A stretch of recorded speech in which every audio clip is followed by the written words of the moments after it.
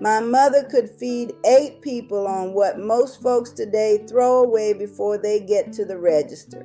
8 children, 1 pot, whatever was in the garden and whatever was left in the larder from the week before, and somehow nobody went to bed hungry.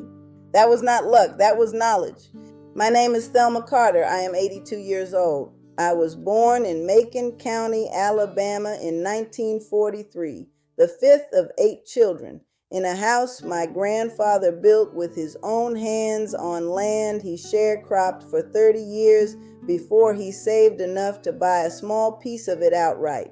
We were not poor like people use that word now. We were Depression-era poor, which is a different thing entirely.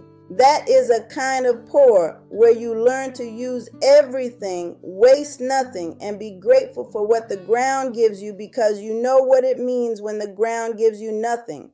My mother, Ida Mae Carter, never went to any cooking school, never owned a cookbook that I saw, but she could look at what was left at the end of a week and make a meal out of it that would make you close your eyes when you tasted it. She said, "Baby, hunger makes everything taste good, but love makes it taste better." She meant both those things. I am going to give you 10 of her meals, what they cost, how to make them, and what she said about each one as best as I can remember it. These are not recipes I dug up from a book. These are meals I have eaten my whole life. I made some of them last week. I will make some of them next week. They cost almost nothing. They taste like something. And right now, with what groceries cost, I think people need to hear this. Meal 1, pot liquor and cornbread. This was the meal of last resort and the meal I still crave. When my mother cooked a pot of greens, collards, mustard, turnip, whatever was coming up in the garden or whatever she got at the market, she cooked them low and slow with a piece of fatback or a smoked ham hock for a long time, 2-3 hours. What was left in the bottom of the pot after the greens were eaten was the pot liquor, dark, salty, smoky, tasting of every green that had cooked in it. You did not throw that away. You made cornbread and you ate the two together. You tear a piece of cornbread and you drop it in a bowl and you ladle that liquor over it hot. That is the meal. That is all it is. But the pot liquor has everything the greens cooked out into it. Every bit of iron and calcium and whatever else was in those leaves went into that liquid.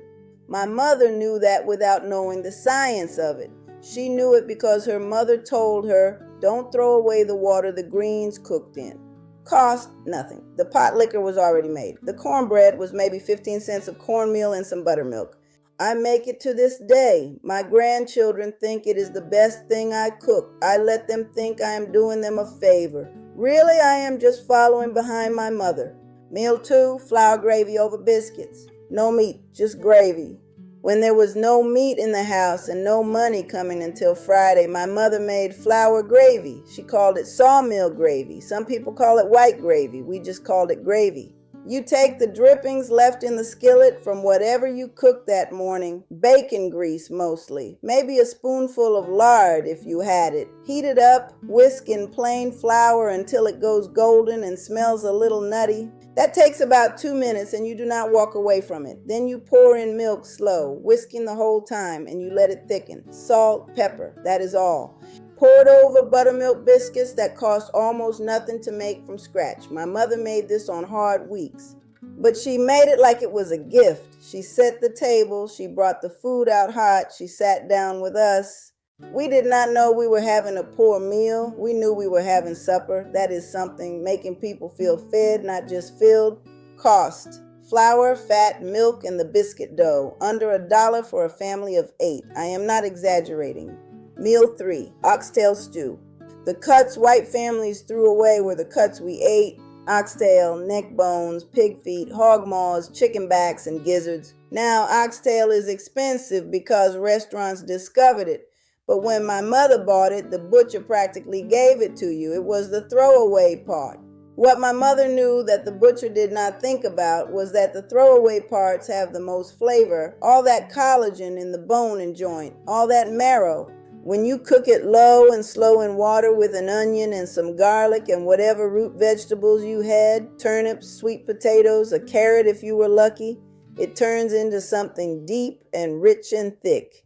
She cooked it all day. You could smell it from outside the house, served over rice. That is it. Cost for the oxtail when I was a girl, almost nothing. Cost now more because people figured out it was good, but still cheaper than most cuts. And a little goes a long way because the bones give you broth, and the broth feeds as many people as the meat. My mother said, the bones know something the meat doesn't. Cook them long enough and they'll tell you. Meal 4, Hoppin' John. Black-eyed peas and rice. You cook dried black-eyed peas low and slow with a piece of salt pork or a smoked ham hock. When the peas are tender and the pot liquor has gone silky, you serve them over rice, or you cook the rice right in with the peas for the last 20 minutes. That is the whole meal. Traditionally eaten on New Year's Day for luck. In our house, it was eaten when we needed to eat, and the dried peas in the larder were what we had.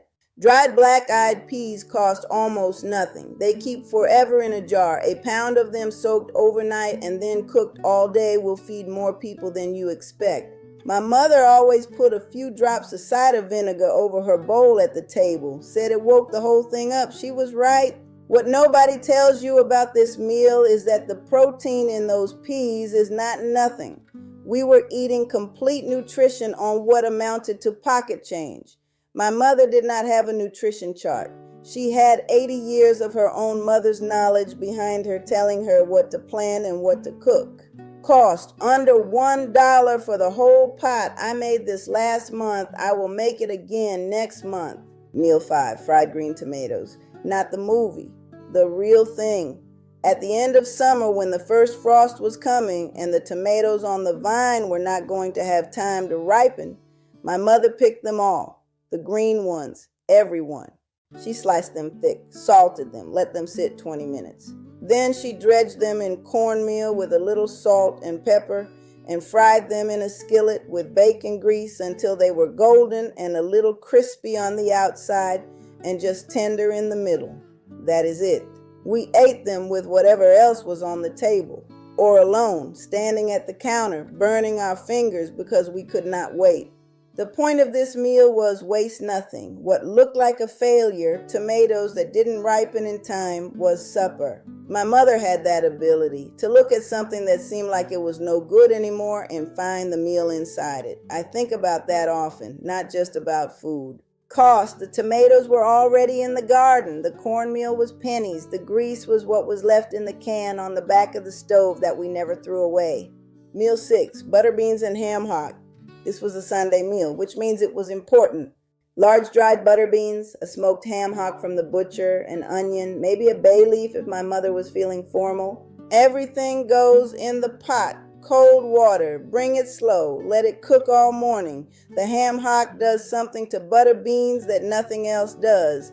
It gives them a smokiness that goes all the way through. And the fat from the hock makes the broth go a little silky. By the time they are done, the beans are creamy and thick, and the liquid around them is something you want to drink from the spoon. Cornbread on the side, always cornbread.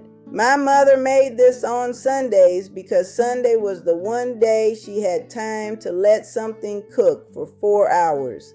Monday through Saturday she was working, in our house and in other people's houses too.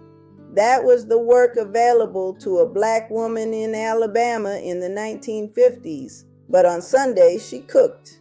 And when she cooked on Sundays, she cooked like she had all the time in the world, because that day she did. A ham hock was cheap. The beans were cheap. But the meal never tasted cheap. It tasted like she meant it. Cost under $2 for the whole pot. That is still true today. Meal 7, sweet potato everything. My grandfather grew sweet potatoes. My mother grew sweet potatoes. I grow sweet potatoes. They were part of almost everything we ate in the fall and winter, baked plain, mashed with a little butter and nutmeg, made into a pie, cubed and roasted and thrown into a stew, sliced thin and fried. But the one I want to tell you about is the simplest, sweet potato mash. You boil them until soft. Mash them, add butter, a pinch of salt, and a little cane syrup or molasses if you have it. That is the whole thing. eaten as a side with whatever else was on the table, or eaten alone as a meal when the table did not have much else on it. The sweetness of the potato and the bitterness of the molasses and the salt do something together that is hard to explain. It tastes like it cost more than it did. It tastes like something someone thought about. My mother said sweet potatoes saved this family more than once. She was not speaking romantically. She meant in lean seasons there were weeks where the sweet potatoes in the root cellar were what stood between us and going without. Cost almost nothing, and they store, and they grow easily. I have a small patch in my garden right now. Meal 8, crackling cornbread. This is the meal nobody makes anymore, and I do not understand why. When you render lard, that is, melt down fat slowly to make cooking grease, the solid bits that are left over after you strain it are called cracklings, crispy, salty, a little chewy in the middle. My mother put them in her cornbread. You make a basic cornbread batter. Cornmeal, buttermilk, egg, a little salt, a little baking powder. Then you fold in a handful of cracklings. Cook it in a cast iron skillet in the oven until it is done. The cracklings stay crispy and they make little pockets of savory in the cornbread that you cannot replicate with anything else. Nothing was wasted. The fat became the cooking grease. The cracklings went in the bread. Now you can buy cracklings at most southern grocery stores or pork rinds, which are close. Fold them into cornbread. You will understand immediately.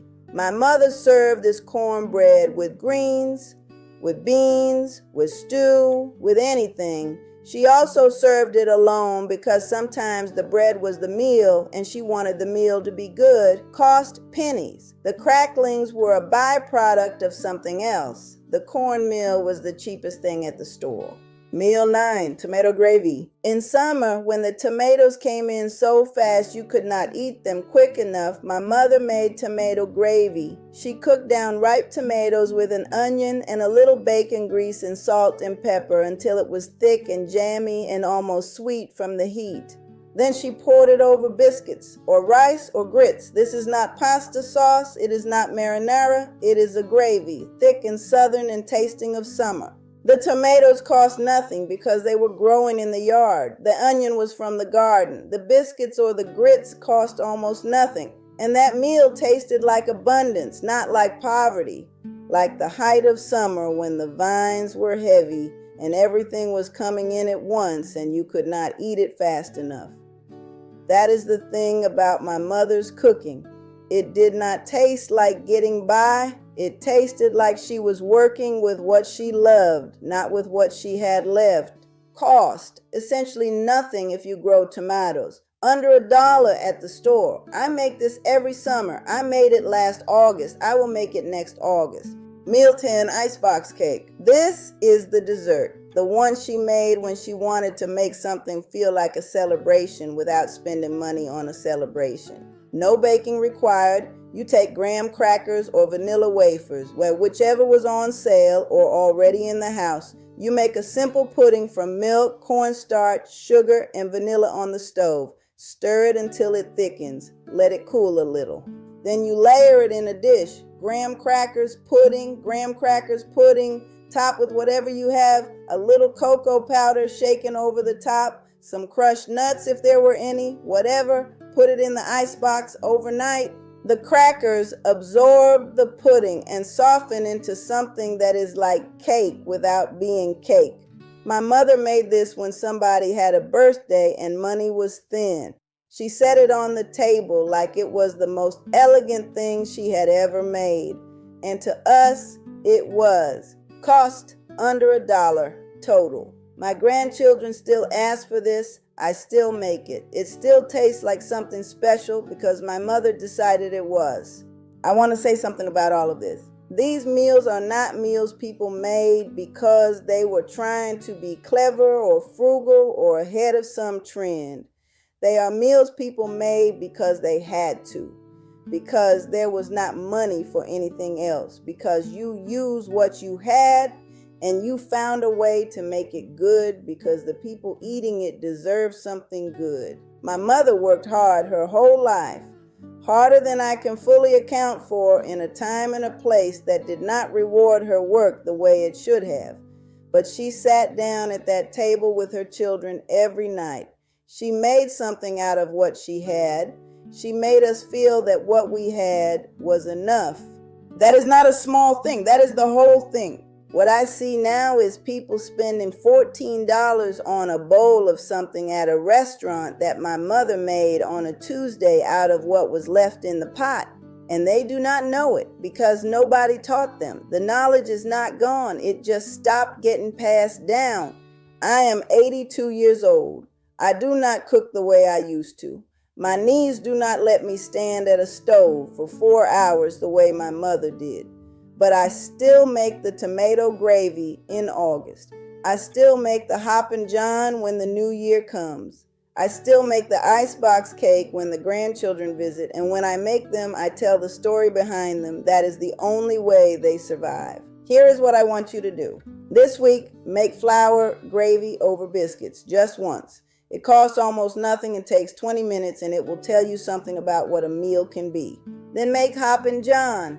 Soak the dried peas overnight. Cook them low all day. Eat them over rice with a little vinegar over the top. That is 2 meals that cost under $3 together.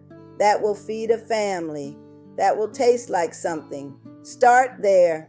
The rest will follow. My mother fed 8 children through decades that were hard in ways most people reading this cannot imagine.